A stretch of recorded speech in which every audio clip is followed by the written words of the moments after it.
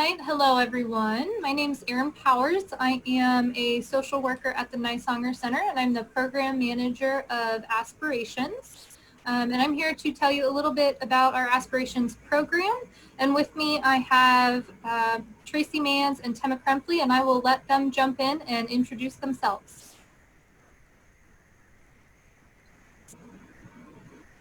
Hi, I'm Tracy Manns. I am the program coordinator and lead parent facilitator for the Aspirations program.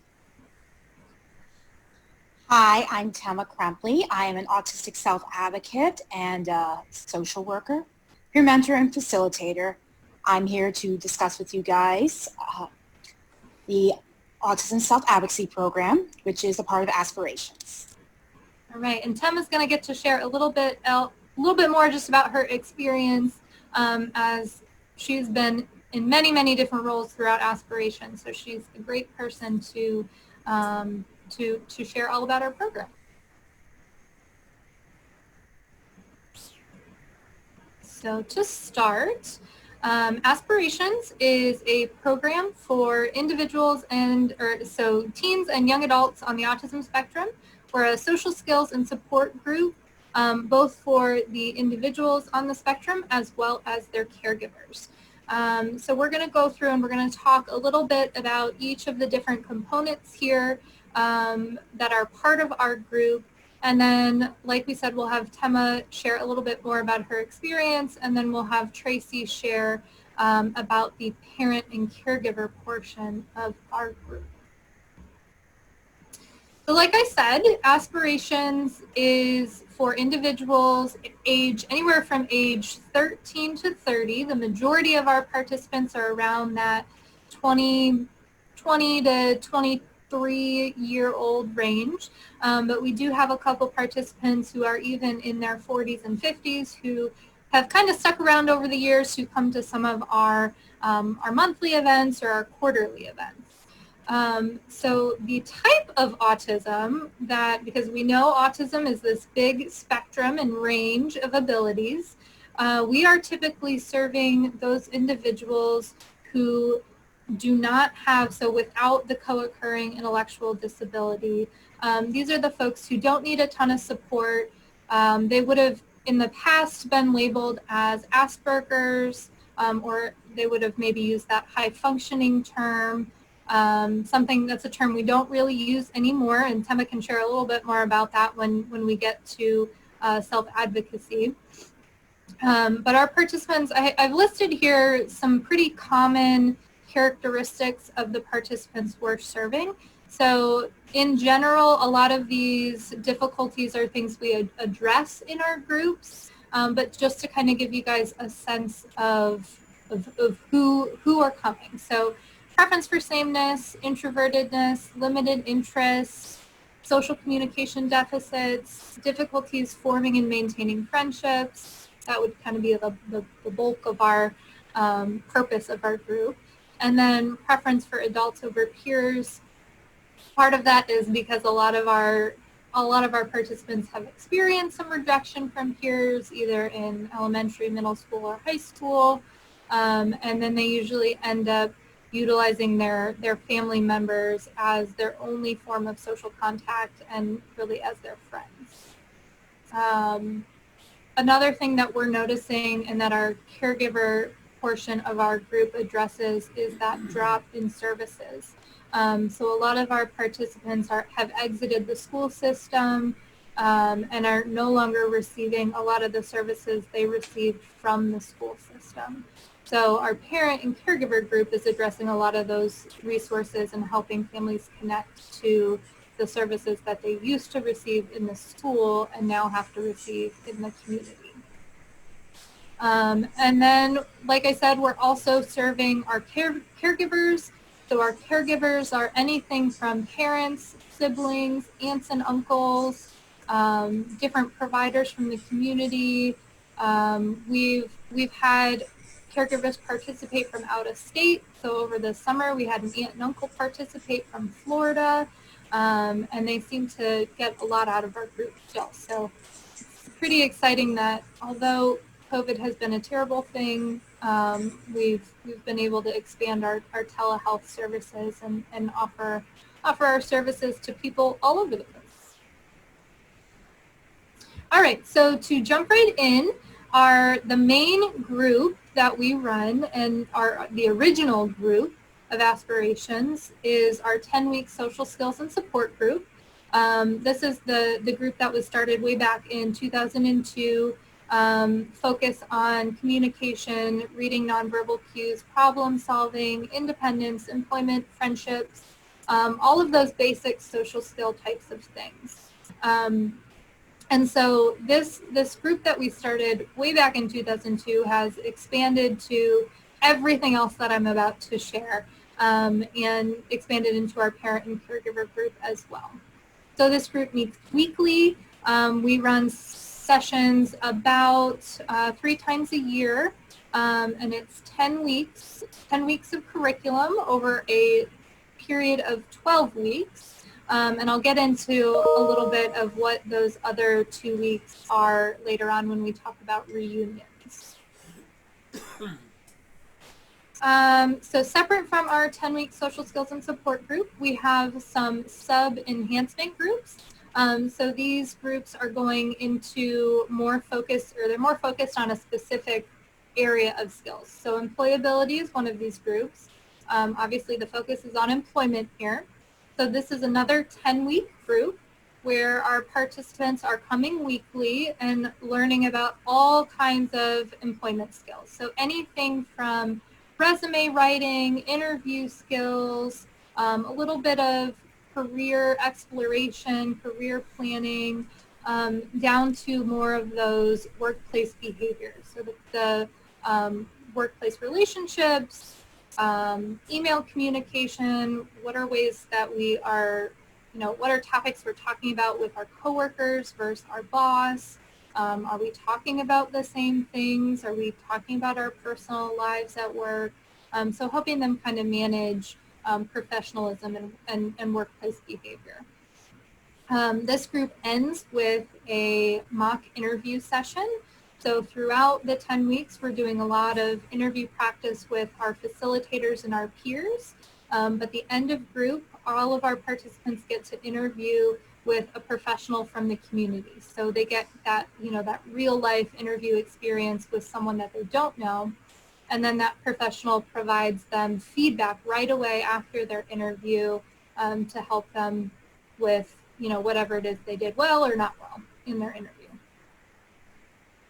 Then we have our Relate to Me group. So Relate to Me is a relational and sexual health program for young adults. So right now, this curriculum is focused on anyone over 18. We are working on a teen curriculum, so hopefully we'll get that up and running soon. But this group started specific to our Aspirations program, so specific to those adults on the autism spectrum, but we've worked on adapting this curriculum to all individuals with intellectual and developmental disabilities, so not just that autism. So the focus here is not just on those intimate relationship partners, but also what are all the different types of relationships? So how do you go from a friend to a best friend or a romantic partner? So talking about all of those different types of relationships. We also go over a little bit of feeling, thoughts, and behaviors, just because a lot of our participants have difficulty with those emotion regulation pieces, and we know that's a major part of building relationships. We go into online dating and in-person dating, kind of the do's and don'ts. We talk about consent and self-advocacy, and then we go into a little bit of sexual health as well. Again, this is a weekly group, 10 weeks, ends with a really fun, kind of like a mock speed dating session at the end. Obviously not really a dating situation, but more of kind of a mock, let's get to know new people really in a short period of time and how to start some of those conversations. Okay, so Tema, I'm going to let you take it away and share our last kind of sub-skill group. Okay then, so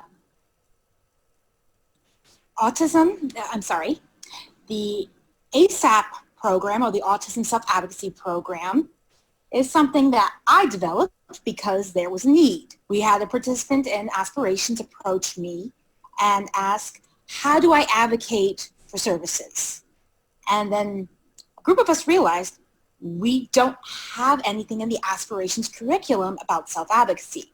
Initially, we tried to put together something for a single session.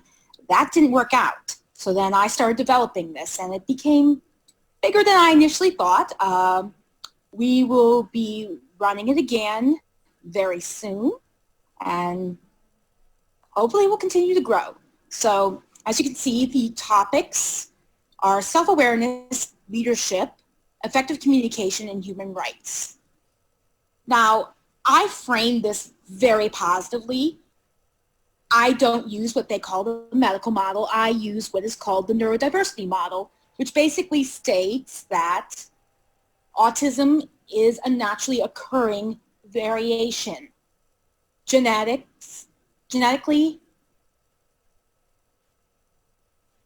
and neurologically. So that's how I approach self-awareness, because a lot of our participants come to us with deep feelings of shame.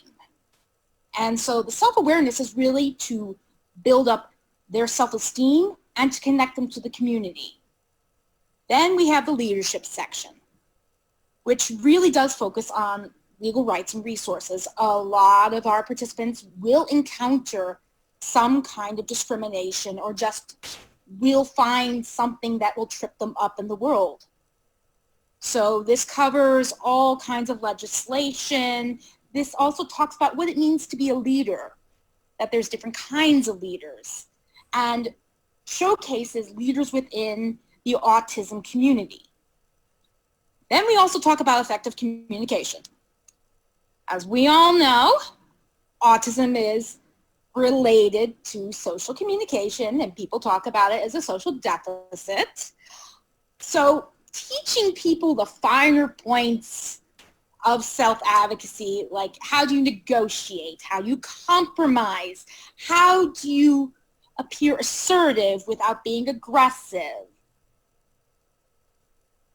That is actually one of the trickiest ones, and usually one of the ones we spend the longest on. Then talking about human rights. As we all know, disabled individuals have had a pretty hard time of it in the United States and around the world when it comes to their human rights. So we teach basic human rights, including stuff like consumer rights, employment rights, rights to privacy, medical interventions, you name it.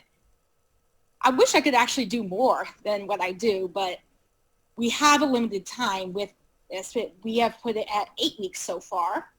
And at this point, it is more of an introductory crash course. And so far, we've seen some pretty good success with it. So that's my spiel on ASAP. Thank you, Tema. So yeah, like Tema said, this is our newest program. So Tema, we piloted this for the first time, not this past summer, but the summer before, right? Yeah. And so we've run it maybe 2 or 3 times now. We're going on 3 times. We're going on our 4th time. We start next week. And it is, of all of our groups, I would say it is our most, I think our participants are most involved in this group. We really get discussion going. It seems to be something that is a really, really positive thing for our group. And I think Tema's right. I think it'll continue to grow and definitely seems to be something that our parents and caregivers are looking for and appreciative of. So we all definitely appreciate all of Tema's hard work.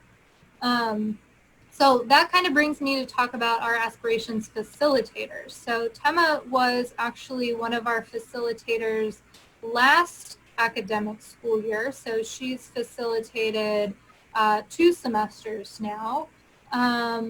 But we have facilitators from a bunch of different areas. So The bulk of our facilitators are social work students, either from the bachelor's level or the graduate level. And then we have additional volunteers from other health-related fields who kind of just support, not necessarily facilitate, but support and are more on the side of peer mentors. Then we have actual true peer mentors who are past participants who have completed aspirations several times and are kind of fulfilling more of that leadership role and sharing their experiences and all those kinds of things. So Tema, I actually want to invite you back here to talk a little bit about kind of your journey through aspirations, and maybe share a little bit of how you came to be where you are now, I guess. So you started as a participant way back when? Very long time ago, and then I didn't actually stay very long because at the time it wasn't the right fit for me. I was in a different place in my life. But then I got in contact with Jeff Siegel, who was the head of Aspirations before Aaron, and he recruited me initially as a volunteer. So I volunteered kind of as a peer mentor, co-facilitator for some time, and then I applied for my master's in social work. And once I did, and Aaron took over Aspirations, I became a facilitator. First, I started out really as just like a co-facilitator, and then I transitioned into a lead facilitator.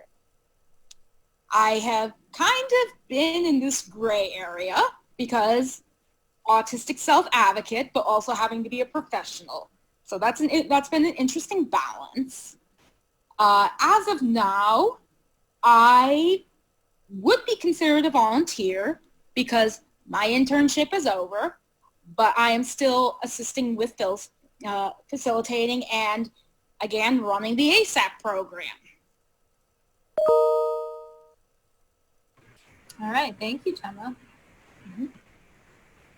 All right, so now we're going to go on to talk a little bit more about our ongoing events. So, and Tracy will talk a little bit more just about how Aspirations is not just several groups, right? So we run our 10-week groups. We have our participants there for quite some time, and then sometimes that's it. That's all they want to do. But other times we have participants stick around for a very long time. So we have all of these additional events that we offer as social opportunities. So we call our monthly events our monthly reunions. Those happen on the second Tuesday of every month, where we get all of our participants back who have either just gone through group, are currently in group, or who went through our group maybe 2, 5, or 10 years ago to join us in a social opportunity. So these reunions typically are out in the community. We do things like go get pizza, we'll go bowling, do laser tag, all of the things that our participants are interested in doing. Then we have our men's aspirations events and our women of aspirations event, which we call WOA. And those are happening on the second and third Sunday of the month. Very, very similar to our reunions, where we're going out, we're doing active things out in the community and being social. So these are opportunities for our participants to practice all of the skills that they've learned in group and really generalize them and just get good at being social. And not necessarily, we're not necessarily focused on them getting good at it, but we want them to feel comfortable. So we're helping them feel comfortable being out and about, trying new things. That's something that's really hard for a lot of our participants. They're very focused on their interests, and it feels uncomfortable to try new things. Change is hard for them. So our monthly and quarterly events are a really important piece for them to kind of get out there and do their thing. So our quarterly events are, we do a fall festival, a holiday party, a spring fling, and a summer picnic. All of these events involve food, music, dancing, sometimes karaoke, which is always great, and then usually some kind of other activity for, for those who don't like to dance or music or things like that. If they need, quieter activities or something that's maybe not necessarily in a large group setting. Right now, unfortunately, a lot of these events are not happening because we are not able to meet as a large group because of COVID. But we've been doing a lot of online events, which we're also learning are really great for our participants. We have a few participants who have rejoined our group after being away for a while, saying that the in-person events were just too much anxiety for them. So that's another thing to mention. A lot of our participants, they have that autism diagnosis, but they may have some other co-occurring diagnoses of anxiety, depression, OCD. So some of those other things that might prevent them from leaving their home or feeling comfortable enough to participate. This telehealth model has been really good for them because they've been able to take that tiny step of joining a social group without having to leave the comfort of their home. So I kind of went off on a tangent there, but we'll get back to it, and I'm going to let Tracy take over and share a little bit more about our parent and caregiver group. Thank you, Erin, and thank you, Tema. Aspirations, when it first started, did not have a parent or caregiver component. Parents would bring their kids or whomever to their classes, and they would just be hanging out in the lobby. And the program manager at the time eventually decided to bring a speaker in to occupy those waiting parents, and it went well. A natural support group was formed, and a new component was born to the program. My story is I personally became a part of Aspirations in 2015 when my son joined at age 15 and a half. That's when he was diagnosed. They said, go find some social groups. So we tried. We tried several social groups, and he often was put into groups that maybe had people who were nonverbal downs or severe behavioral disorders, and that wasn't his actual peer group. When he was officially diagnosed, it was still called Asperger's back then. So when we found this group, I walked in, I met some of the kids, and I was like, great, he's finally in a group of his peers. What I did not expect was that I would find a peer group as well. There's just nothing like being in a room with other parents who share your same experience. Typical parents, the world at large, they lay a lot of judgment on parents of differently abled children. They tend to think there's not enough discipline, maybe there's too much discipline. They write a lot of behavioral issues off to them just being bad. I did not know how much that I didn't know before I started working with the parents group. There's so much that we need to do as parents of differently abled children. We need to learn how to plan for a better future. And I got much more from this group than I expected, and I think I got as much as he did from it. Clearly, I've loved it. I haven't left since. I've managed to stay on and become a more integral part of it. And a lot of other folks have had the same experience in that we have some other parents who help volunteer as facilitators, and most of them do it for the better part of a decade before they move on and do other things. Next slide, Erin. Wonderful.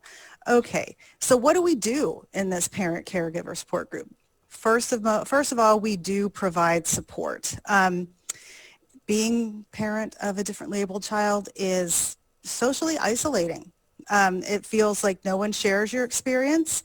The support and sort of judgment-free zone that's established at our meetings is like nothing most of us have experienced. We spend a lot of time talking about the difficulties that we experience in raising our children, but we try and provide balance to that, and we start each one of our meetings with something called Tell Us Something Good, where we go around and give everybody the opportunity to share some of the great things that happen with their kids. In the group, parents have the opportunities to talk about their challenges, successes, fears, and plans for the future. In terms of educating and equipping our parents group, the parents of differently abled children have different needs than the parents of typical children, and we have to learn how to advocate in different ways, and we need to be equipped to do so. Next slide, Erin. Thank you. So in our first week of each session, we start with something called Charting the Life course. It's a program where we begin to envision what a good life would look like for our children, but then also clearly defining what we don't want to see happen in our children's lives. Then we have a series of experts come in and talk to us about the things you see listed on your screen. We have conversations with experts on financial planning, special needs trusts, and stable accounts. We do a whole session on special needs driving instruction. We will often have someone come in and talk about school rights, IEP help, when and how to hire an advocate for school. We bring post-secondary options into discussion. There's a lot of talk about how after high school, services just end. They call it falling off the cliff. So having a plan in place for what to do next is amazing. Self-care for parents. Really, really important. I was literally talking to a parent today and used the example about being on an airplane and how if they always tell you if the oxygen masks fall out, you have to put your own mask on first before you can help anybody else. And same thing for this situation. Parents, we have to care for ourselves to be the best we can be for our kids. We talk about obtaining benefits and how you may qualify for those. Working towards independent living and what those options look like. And where it says other topics based on the needs of the group, we ask them when they come in, when we meet with this group, we say, tell us about yourselves and tell us what you struggle with. What do you need? What would you like to learn from this group? And then we set aside a time where Erin Powers comes and talks to us and people can ask her questions, and it's sort of an ask the expert situation. And then we always end with Charting the Life course again. We bring that back out and we look at what was planned for our good life. Now we learned lots of great things and we start working on an actual moving forward plan. An action plan to get things going and what to do once the session ends. And I'd like to highlight that our picture there is Joni Kalem. If you live in Columbus, you may have heard of her. She is a local folk singer. She has a child on the spectrum, and she writes lots of songs about autism and being a parent, and she joins us at some of the special groups, the quarterly events that Erin mentioned. Next slide, Erin. So after our 12-week session ends, the parents continue their relationships, just like we hope that the kids continue their relationships, the relationships that they develop during the group. And they continue to meet new people and develop new parent relationships through those same events, the reunions, the men's group, the women's group, and the quarterly events. Opportunities such as our Parents' Night Out, something that when we're not having to deal with COVID, we do about every 4 to 6 weeks. We just set up a night out, invite all the parents, say leave your kids at home or with a caregiver, and come just join us for drinks, dinner, appetizers, whatever you prefer. Those quarterly events that we talked about and the reunions, they don't magically occur, so we have to have our parents help plan those. It sounds kind of like drudgery, but it's actually a really nice time, parents coming together, working towards putting a great event together for our kids, and it also ends up being a social event for us. And again, I mentioned that we also meet up at the reunions and quarterly events, and we also encourage small groups together. When we put together our groups, our sessions, we will often put together a contact sheet, and it will just sort of say, it doesn't give an address, but it might say what end of town people are from or where they're at. You live in Gahanna, you live in Westerville. And we do that in order to help encourage people who live in geographically close areas or just take an interest in each other to get together and build relationships as well. I can tell you that personally, some of the closest friendships that I have in my life have sprung from this group, and that's not an uncommon experience. We hear it very frequently. The special relationships that develop from being part of a group like this are often just unparalleled because you can't find the same depth of understanding from someone who's not shared that experience. Um, I'm frequently told by parents and caregivers that they think they get as much or more from the parents portion of the group as their kids did. I don't know if that's true or not. I hope their kids get just as much, and I think they do because they do say it, but I do appreciate that they like it. And then after the 12-week group, I remain available to all past and present parents and caregivers for questions, resources, just to vent. And I have the privilege of helping families find the resources that they need and help provide some direction upon their request. Nearly every day I have someone reach out to me for more information or assistance, or, hey, I remember you told me about this. Can you get me more information? And I get to enjoy that feeling of knowing I could truly help a family in need. Thank you. All right, thanks, Tracy. So one other thing I forgot to mention, I didn't let you guys know the size of groups or how many people or all of those things, which are kind of important for a group like this. So Tracy mentioned that the parents are getting together. So these are parents of participants who are all kinds of different ages. So even if you just look here, so this is Tracy. These are three of our parent facilitators. So Tracy, Diane, and Vicky. So their kids are all different ages. So that's a big piece of our parent group is that parents of 13-year-olds are getting to talk to parents of 25-year-olds.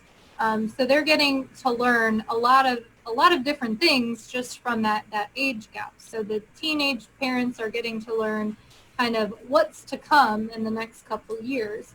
But our participants, that wouldn't necessarily work for our participants. So we're not having our teenagers meet with our 25-year-olds.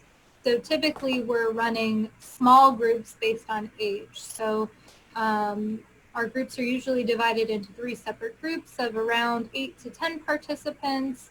We run a teen group, a young adult group, and then kind of an older young adult group, which is that like 22 to 30 age group. So I just wanted to mention that because I think that is an important piece of our puzzle here, in that parents are connecting with all different age groups of kids or parents of kids. Okay, so this is our contact information. If anybody wants to ask any specific questions, feel free to ask Dr. Tase first, and if he doesn't know the answer, you can always reach out to us, or reach out to us first too. That's fine always. And then of course our website is down at the bottom there. We're part of the Nisonger Center, so our website is at the Nisonger Center's website, and it has a lot of the information that we shared with you today.